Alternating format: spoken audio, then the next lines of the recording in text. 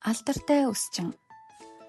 Анашны тугал Барын Бамбар ишиг 3 хамтдаа жаргалтай тоглоно. Хураг тэдэнтэй хамт тогломоор байсан ч ярьж, сонсож чаддгүй юмсан ч тэр бусдаа харилцахаар гараараа дохиж зангасан ч түүнийг огтхон ч ойлгосонгүй.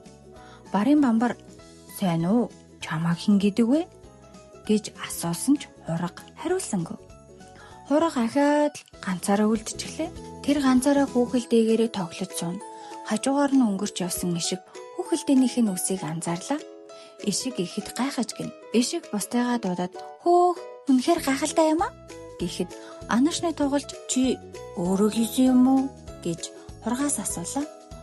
Хураг бүр гайхаж орхилоо. "Хураг биднийг сонсож чадахгүй байна" гэж анашны тугал хэлэхэд Бамбар бүгдээрээ "Яаж хурагтай ярилцах вэ?" гэж асуулаа.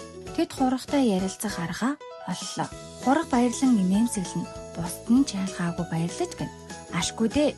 Хураг биднийг ойлгож байна шүү дээ" гэж тэд хэллээ. Хураг эхлээд анашны тугалын үсийг янзаллаа. Дараа нь Барын, тэгээд ишигний үсийг янзалжээ. Одоо бүгдээрээ үнэхээр гоё үстэй боллоо. "Баярлалаа хургаа" гэж тэд талархснаа илэрхийлв. Бүгд л хургыг хөндлөж хамт тоглохыг хүсдэг болжээ. Тэр одоо жаргалтай хураг болсон. Яагаад гэвэл хураг олон найзтай болсон. Алдартай өсчин болохын тулд тэр их хичээх болжээ.